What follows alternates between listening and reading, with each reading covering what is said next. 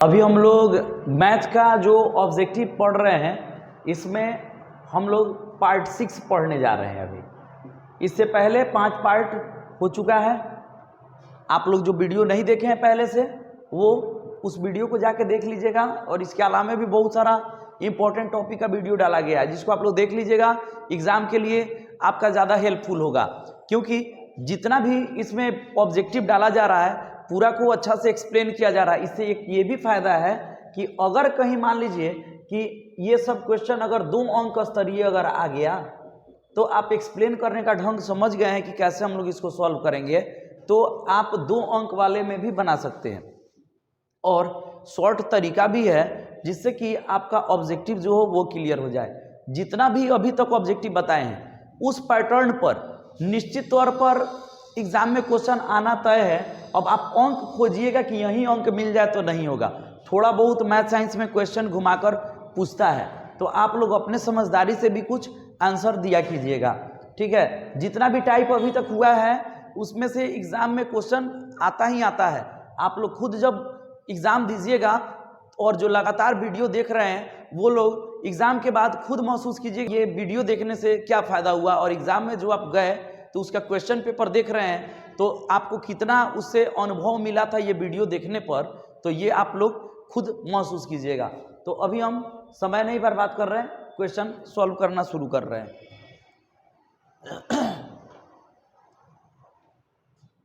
अब हम लोग क्वेश्चन की तरफ चले आ रहे हैं, ठीक है। तो क्वेश्चन है कि बहुलक ज्ञात करना है। तो बहुलक क्या होता है?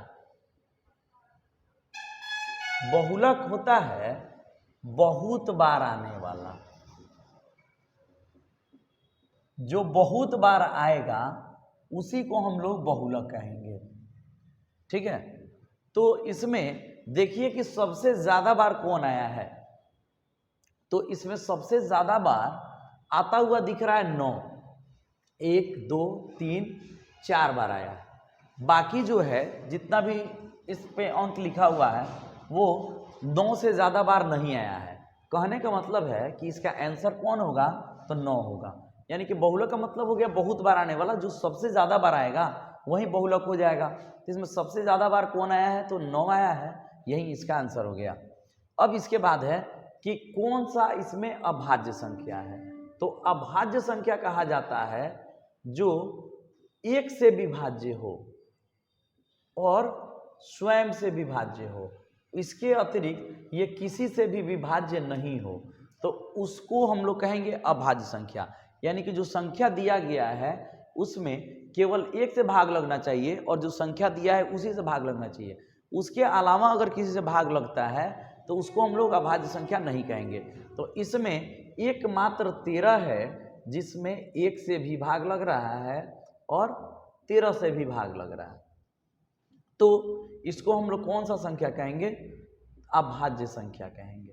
इसके अलावा भी चेक कर सकते हैं आप लोग, जैसे 27 है, इसमें 1 से भाग लग रहा है और 27 स्वयं से भाग लग गया।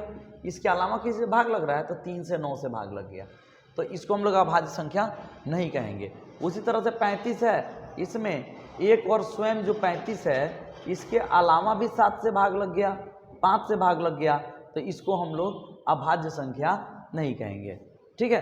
अब उसी तरह से 56 में भी जो है ये तो सीधे दिखाई दे रहा है कि 2 से भी कम से कम भाग तो जरूर लग जाएगा, इसलिए उसको हम लोग अभाज्य संख्या नहीं कहेंगे। तो कौन सा अभाज्य संख्या है, तो एकमात्र 13 है जो यही अभाज्य संख्या है। यहाँ तक बात समझ गए। अब उसके बाद है माध्य।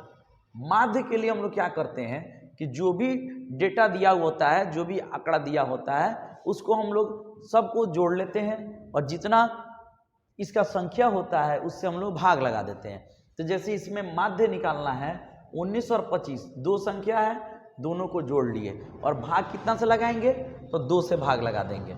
अगर संख्या 3 होता तो तीनों को जोड़ते, 3 से भाग लगा देते। जोड़िएगा तो कितना आ जाएगा, 44/2 कट जाएगा, 22 आएगा। देखिए 22 कहीं दिया है तो 22 बी में दिया हुआ है। इसका आंसर कौन होगा, तो इसका आंसर हो गया बी। अब उसके बाद दिया है कि 2 अभाज्य संख्या है, कौन कौन, तो ए और बी 2 अभाज्य संख्या है। अब पूछ रहा है कि इसका एलसीएम क्या होगा। तो जब भी अभाज्य संख्या का एलसीएम पूछा जाता है, अभाज्य संख्या का, तो एलसीएम हम लोग क्या करते हैं, इसके लिए दोनों को आपस में गुना कर देते हैं, यानी a गुना b होगा, या इसी को हम लोग ए बी भी लिख सकते हैं। देखिए दोनों में से कुछ लिखा हुआ है क्या? हाँ, यहाँ लिखा है ए बी, यानी कि इसका आंसर कौन हो गया? तो ए बी हो गया। अगर यहीं अगर इसका HCF पूछ देता कि अगर अभाज्य संख्या है a और b जो है ये कौन सा संख्या है, तो अभाज्य संख्या है, और इसका HCF अगर पूछ देता तो इसका आंसर कितना होता? तो 1 होता। याद रखिएगा, अगर अभाज्य संख्या का एलसीएम पूछेगा तो उसको गुना कर लेंगे, और HCF पूछेगा तो वो कितना होगा? 1 के बराबर होगा।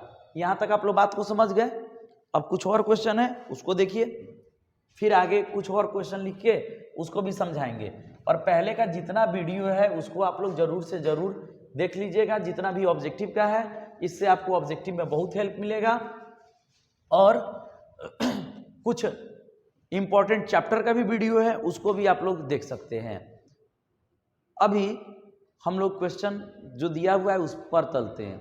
दे रहा है कि दो समरूप त्रिभुज के क्षेत्रफलों का अनुपात, दो समरूप त्रिभुजों के क्षेत्रफलों का अनुपात दे रहा है 9:4 है। ये किसका अनुपात दे रहा है? तो क्षेत्रफल का। हम लोग से ऊंचाई का अनुपात पूछ रहा है, तो हम लोग क्या करेंगे, इसके लिए जो क्षेत्रफल का अनुपात होगा उसका सीधे सीधे हम लोग रूट कर देंगे, यानी कि 3:2 यही आंसर हो जाएगा। ऊंचाई का अनुपात पूछता, या भुजा का अनुपात पूछता, या परिमाप का अनुपात पूछे, कुछ भी इसमें से पूछेगा हम लोग क्या करेंगे, या माध्यिका का भी पूछ सकता था।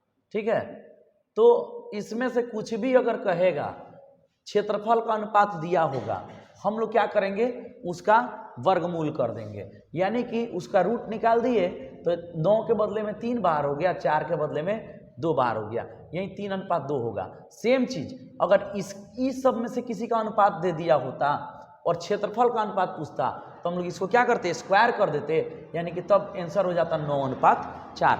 ठीक है, अब ये नहीं कि क्वेश्चन में आप देख लीजिए कि ऊंचाई रख के समझाए हैं, भुजा पूछ दिया तो ये नहीं बताएं, ये सब यहाँ पर एक्सप्लेन किया जा रहा है। बाकी लोग के जैसा नहीं है कि एक का ये 2 का बी मार के निकल गए, या क्लास में ही बुला लिए, क्रैश कोर्स के नाम पर ठग लिए, उसमें क्या किए कि केवल मॉडल सेट का जीरोक्स करा के लाते हैं लोग और बांट दिया, एक का ये 2 का बी चिल्ला दिया, उसमें कुछ पढ़ाया नहीं, कुछ एक्सप्लेन किया नहीं, तो उससे कोई फायदा नहीं है। इसमें जो है पूरा को एक्सप्लेन करके बताया जा रहा है। हाँ, आप टेस्ट लीजिए मॉडल सेट से, बढ़िया बात है, उसमें आंसर चेक कराइए, उसमें आंसर भी बहुत सारा गलत होता है, पब्लिकेशन का बहुत सारा, अगर आप गाइड उठा के अगर आप डायरेक्ट पढ़ाने लगे तो उसमें आंसर गलत होता है, तो जब तक आप चेक नहीं कीजिएगा तब तक आंसर कहाँ से पता चलेगा। तो उसमें क्या कीजिए कि अगले बार स्टूडेंट का जो भी प्रॉब्लम रह रहा है उसको आप कम से कम क्लियर कराने की कोशिश कीजिए। हाँ, अब पूछे ही नहीं कोई तो वो बात अलग है, तो आप उसमें जब चेक कीजिएगा तो उससे ये भी पता चलेगा कि उसमें कितना आंसर जो है वो गलत दिया हुआ है गाइड में। ठीक है, तो आप लोग ये पूरा अच्छा से एक्सप्लेन इसका जो किया जा रहा है वो समझ रहे हैं। इसका आंसर अभी कितना आया था, 3:2। इसका आंसर हम लोग लिखेंगे 3:2। अगर जो ईमानदारी से पूरा वीडियो देख रहे हैं, एग्जाम बाद आप लोग देखिएगा कि आप लोग का मार्क्स कितना आ रहा है। ईमानदारी से देखिए, अभी भी कुछ नहीं बिगड़ा है। इधर जो कुछ दिन से जो वीडियो डाला गया है लगभग 1 मंथ के आसपास से, तो उसको पूरा जोड़कर शायद अगर पूरा वीडियो अगर देख लिया जाए तो 10 घंटा के आसपास का वीडियो पड़ेगा। तो अगर 10 घंटा अगर आप पूरा देख लीजिएगा तो आपका लगभग सब चैप्टर पर कमांड हो जाएगा और जाके आप एग्जाम में अच्छा मार्क्स लेकर चले आइएगा। अब इसमें दे रहा है कि 3 अल्फा बराबर 90 डिग्री, इसमें साइन अल्फा का मान पूछ रहा है। पहले अल्फा निकाल लीजिए, 3 से इसको काट दीजिए, 30 डिग्री हो गया, यानी कि अल्फा का मान आ गया 30 डिग्री। अब साइन अल्फा कह रहा था, यानी कि अल्फा को हटा के कितना डिग्री लिखेंगे, 30 डिग्री, और साइन 30 डिग्री का मान कितना होता है, 1/2 होता है। तो इसका आंसर कौन हो जाएगा, तो 1/2 हो जाएगा। यहाँ तक बात समझ गए, इसमें किसी को परेशानी नहीं है। अब हम लोग कुछ और अगले क्वेश्चन को हम लोग अब देखें। अब अगला क्वेश्चन कुछ जो है उसको आप लोग को समझा रहे हैं। देखिए ये कुछ क्वेश्चन और है, जैसे दिया है यदि शंकु की ऊंचाई, शंकु का ऊंचाई दे दिया है कितना h और आधार का त्रिज्या दे दिया है r, ये किसका दिया है तो शंकु का। अब हम लोग से इसमें पूछ रहा है कि इसका आयतन क्या होगा, तो शंकु का आयतन का फॉर्मूला होता है सीधा सीधा 1/3 पाई r स्क्वायर h होता है, याद रखिएगा। फार्मूला तो याद भी होगा, ये डायरेक्ट फार्मूला से क्वेश्चन कर दिया है, इसीलिए हम बार बार सजेशन देते हैं कि पहले फार्मूला याद कर लीजिए, फार्मूला से भी डायरेक्ट क्वेश्चन जो होता है एग्जाम में बहुत सारा आता है। तो इसका शंकु का आयतन पूछा जाएगा, क्या हो जाएगा 1/3 पाई r स्क्वायर एच।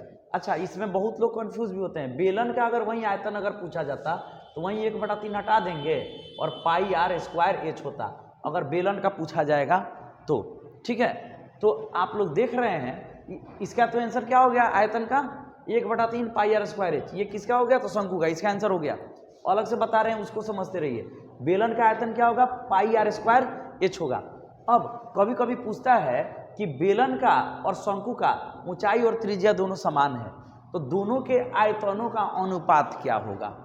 ठीक है, तो पहले अगर बेलन का चर्चा करेगा, ठीक है, पहले बेलन का चर्चा करेगा तो 3:1 हो जाएगा, अगर पहले बेलन का चर्चा किया तो। अगर पहले शंकु का चर्चा कर देगा तो यही अनुपात उलट जाएगा, 1:3 हो जाएगा। बात समझ में आ रहा है। और कहेगा कि बेलन और शंकु का ऊंचाई और त्रिज्या समान है, तो इसके आयतनों का अनुपात बताइए। तो पहले बेलन और शंकु का बोला है, पहले बेलन का चर्चा हुआ है, अनुपात होगा 3:1। अगर शंकु का चर्चा करेगा तो अनुपात 1:3 हो जाएगा। यहाँ तक ये बात आप लोग समझे।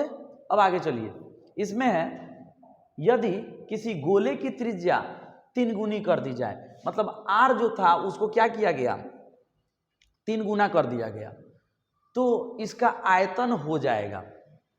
आयतन का फॉर्मूला क्या होता है तो 4/3 पाई r क्यूब होता है। ठीक है, हम लोग को करना क्या होगा, केवल इसमें पूछ रहा है कि आयतन कितना गुना हो जाएगा, तो जितना गुना हम लोग यहाँ पर करेंगे तो r का क्यूब होता है, यानी कि हम लोग इसका क्यूब कर देंगे, 3 का क्यूब, क्यूब का मतलब 3 बार गुना होता है, और इसका आंसर कितना आ जाएगा तो 27 आ जाएगा। बात समझ गए। अगर यही क्षेत्रफल कह देता, अगर क्षेत्रफल कहता तो क्षेत्रफल में r स्क्वायर आता है, तो जितना गुना किया जाएगा, मान लीजिए 3 गुना किया जा रहा है तो क्षेत्रफल होता, तो इसको हम लोग स्क्वायर कर देते, यानी कि 9 आंसर होता। लेकिन इसमें आयतन पूछ रहा है, तो आयतन के लिए हम लोग क्या करेंगे, क्यूब होता है तो इसका क्यूब कर दिए, 3 का क्यूब 27 होगा। इसमें 27 कहीं दिया हुआ है क्या, यहाँ डी में है, यही इसका आंसर हो जाएगा कि अगर गोला का त्रिज्या 3 गुना किया जाए तो इसका आयतन कितना गुना हो जाएगा 27 गुना। आप लोग समझ गए। बताइए कि अगर त्रिज्या को 2 गुना कर दिया जाए तो आयतन कितना गुना हो जाएगा गोला का, तो 8 गुना हो जाएगा, क्योंकि 2 का क्यूब कर देंगे, 2 का क्यूब कितना होगा 8 होगा। अच्छा, अगर कहा जाता कि त्रिज्या 2 गुना कर दिया गया, क्षेत्रफल कितना गुना हो जाएगा, तो क्षेत्रफल के लिए खाली इसका स्क्वायर करना होगा, यानी कि 2 का स्क्वायर कर दीजिएगा, कितना हो जाएगा 4 हो जाएगा। अब हो सकता है कि ये जो है अंक को हटा दे और आपको कहे कि इसमें कि त्रिज्या को क्या किया जाता है के गुना कर दिया जाता है, त्रिज्या को क्या किया जाता है के गुना कर दिया जाता है, तो गोला का आयतन कितना गुना हो जाएगा, तो इसका आंसर हो जाएगा के क्यूब गुना। और पूछा जाएगा कि क्षेत्रफल कितना गुना हो जाएगा, तो क्षेत्रफल के लिए केवल स्क्वायर करना है, यानी कि के स्क्वायर गुना इसका आंसर होगा। यहां तक बात समझ गए आप लोग। अब कुछ आगे चले, हम लोग जितना बता रहे हैं उसको समझते रहिए। आप देख रहे हैं कि ये क्वेश्चन बता रहे हैं, उससे रिलेटेड कितना क्वेश्चन आपको समझा दे रहे हैं। एग्जाम में आप लोग जाके आसानी से बना सकते हैं। ईमानदारी पूर्वक पूरा वीडियो देखिए, रिवाइज कीजिए। अब इसके बाद है यदि किसी घन के विकर्ण की लंबाई, मतलब घन का विकर्ण दिया हुआ है, घन का विकर्ण ये दिया हुआ है कितना 6√3 सेंटीमीटर। हम लोग से पूछ रहा है कि इसका संपूर्ण पृष्ठीय क्षेत्रफल क्या होगा। ठीक है, संपूर्ण पृष्ठ कहिए चाहे पृष्ठीय कहिए, बातें की हैं। अब यहाँ पर क्या होगा कि हम लोग भुजा निकाल लेंगे, तो विकर्ण का पहले हम लोग फॉर्मूला लिख लेंगे, क्या होता है √3 गुना भुजा, यानी कि इसका मान दिया है 6√3, √3 से √3 कैंसिल, यानी कि भुजा का मान कितना आ गया 6 आ गया। तो अब 6 सेंटीमीटर जो आया, तो तो संपूर्ण पृष्ठीय क्षेत्रफल निकालेंगे। तो घन का संपूर्ण पृष्ठीय क्षेत्रफल क्या होता है, 6 गुना भुजा स्क्वायर होता है। तो हम लोग यहाँ पर क्या करेंगे, लिख देंगे वही 6 गुना भुजा कितना है, 6 है, इसका स्क्वायर, यानी कि ये सीधे सीधे 6 का क्यूब हो गया, तो इसका मान आ जाएगा 216। नहीं तो गुना कीजिए, 6 का स्क्वायर यानी कि 36 हो जाएगा, 6 में 6 से गुना कीजिएगा, फिर एक बार 6 से गुना कर दीजिएगा तो 216 आ जाएगा। तो इसका आंसर कौन हो गया, 216 सेंटीमीटर क्यूब। ठीक है, यहां तक बात समझ गए। अब अगले क्वेश्चन में ये पूछ रहा है कि सअभाज्य संख्याओं का मौस होता है। ठीक है, सअभाज्य संख्या होता है कि संख्या का एक युग्म होता है, मतलब जोड़ा होता है। ठीक है, संख्या का कोई एक युग्म या जोड़ा होगा सअभाज्य संख्या, जिसका मौसक कितना के बराबर होता है, हमेशा 1 के बराबर होता है, जिसमें ज्यादा से ज्यादा दोनों में किससे भाग लग जाए, 1 से भाग लगे। तो इसमें देखिए इसका मौसक, जैसे ये सअभाज्य संख्या हम लोग कहेंगे, सअभाज्य संख्या क्या होगा, तो संख्या का एक युग्म होगा, युग्म मतलब जोड़ा, मतलब 2 संख्या दिया होगा, जिसका मौसक हमेशा कितना के बराबर होगा, 1 के बराबर होगा, उसी को सअभाज्य संख्या कहेंगे। यानी पूछ रहा है सअभाज्य संख्याओं का मौसक कितना होगा, तो 1 हो जाएगा। अब पूछा जाए कि 9 और 6 सअभाज्य संख्या है, तो ये नहीं है, क्योंकि इसका मौसक कितना के बराबर हो रहा है, इसका HCF हो जाएगा 3 के बराबर। HCF हम लोग निकालते हैं वो बड़ा से बड़ा अंक जिससे दोनों में भाग लग जाए। तो इसमें देखिए, तो 1 के अलावा दूसरा कोई संख्या जिससे दोनों में भाग लग रहा है, 3 से इसमें लग रहा है, तो 3 से इसमें कहाँ लग रहा है, नहीं लगेगा। 2 से इसमें लग रहा है, 4 से इसमें लग रहा है, तो इसमें लगेगा, नहीं लगेगा। केवल इसमें 1 से ही ना भाग लग रहा है, तो इसका मौसक कितना हो गया, 1। इसमें देखिए भाग लगा के 3 से इसमें भाग लगेगा, 3 से इसमें भाग लगेगा, इसका मौसक 3 होगा, यानी कि सअभाज्य संख्या नहीं है। जिसका मौसक 1 आएगा वही सअभाज्य संख्या है। तो वही पूछ रहा है कि सअभाज्य संख्याओं का मौसक कितना होता है, तो 1 होता है। क्वेश्चन में ऐसा भी पूछ सकता है कि सअभाज्य संख्या किसे कहते हैं, तो उसमें क्या हो जाएगा, संख्या का वैसा युग्म जिसका मौसक 1 हो, उसको हम लोग सअभाज्य संख्या कहते हैं। अब अगला क्वेश्चन है कि m एक धनात्मक पूर्णांक है। ठीक है, तो धनात्मक विषम पूर्णांक का रूप होगा, मतलब हम लोग को देख लेना है कि कौन विषम है। विषम कहने का मतलब जिसमें 2 से भाग नहीं लगे। तो इसमें कौन सा संख्या दिखाई दे रहा है, 4m जो है, अगर m कोई भी संख्या है तो 4 से गुना कीजिएगा, तो ये क्या बन जाएगा, सम बन जाएगा। और सम में कोई भी विषम संख्या लाके जोड़ दीजिएगा तो ये क्या हो जाएगा, विषम हो जाएगा। ठीक है, जैसे एग्जांपल के तौर पर 6 एक अभाज्य, 6 एक कौन सा संख्या है, सम संख्या है। अब इसमें कोई भी विषम संख्या आप अपने तरफ से जोड़ दीजिए, ये क्या बन जाएगा, तो विषम हो जाएगा। जैसे मान लीजिए इसमें एग्जांपल के तौर पर 1 जोड़ दिए, 7 आ गया। पहले 6 सम था, इसमें 1 जोड़ दिए, विषम संख्या कोई भी लाके 7 आ गया, तो 7 कौन सा संख्या हो जाएगा, विषम हो जाएगा। मतलब मान लीजिए अगर हम लोग 8 ही लिए, इसमें कोई भी संख्या, मान लीजिए कि विषम संख्या 5 ही लाकर जोड़ दिए, 13, अब ये कौन सा संख्या होगा, विषम हो गया। वही बात है, तो यहाँ पर 4m सम संख्या है। अब इसमें कोई भी विषम संख्या हम लोग जोड़ेंगे तो वो क्या हो जाएगा, विषम हो जाएगा। तो इसमें देखिए ऑप्शन में 2 क्या है, सम है, 4 क्या है, सम है, तो ये सबको जोड़ेंगे तो सम ही होगा। 1 विषम संख्या है और 4m में 1 ला के जोड़ देंगे, तो अब जो ये संख्या बनेगा ये कौन सा संख्या हो गया, तो विषम हो जाएगा। यानी कि इसका आंसर कौन हो गया, तो C हो गया, यानी कि 4m + 1। ठीक है, अब फिर दे रहा है इसमें कि रैखिक बहुपद के शून्यकों की संख्या होती है। आप लोग को बता चुके हैं कि बहुपद जो है जितने घात का होगा, बहुपद जितने घात का होगा उसके शून्यकों की संख्या जो होगी उतनी ही होगी। ठीक है, तो रैखिक बहुपद का घात कितना होता है, रैखिक बहुपद इसका घात होता है 1, यानी कि इसका शून्य कितना होगा, 1। अगर पूछता कि द्विघात बहुपद, तो द्विघात बहुपद का घात कितना होता है, 2 होता है, तो इसका शून्यक 2 होता। पूछता त्रिघात बहुपद, तो त्रिघात बहुपद का घात कितना होता है, 3 होता है, तो इसका शून्यक 3 होता। फिलहाल क्वेश्चन है कि रैखिक बहुपद जो है उसके शून्य की संख्या कितनी होगी, तो उसके शून्य की संख्या 1 हो जाएगी। यहाँ तक बात समझ गए, इसमें कोई परेशानी आप लोग को नहीं है। तो फिर हम लोग कुछ अगले पार्ट में हम लोग अगले वीडियो के साथ मिलेंगे, और हो सकता है कि एग्जाम के पहले आप लोग के लिए कुछ सब्जेक्टिव भी सिलेक्टेड क्वेश्चन जो है वो डाला जाएगा। ठीक है, तो फिर हम लोग अगले पार्ट में मिलेंगे।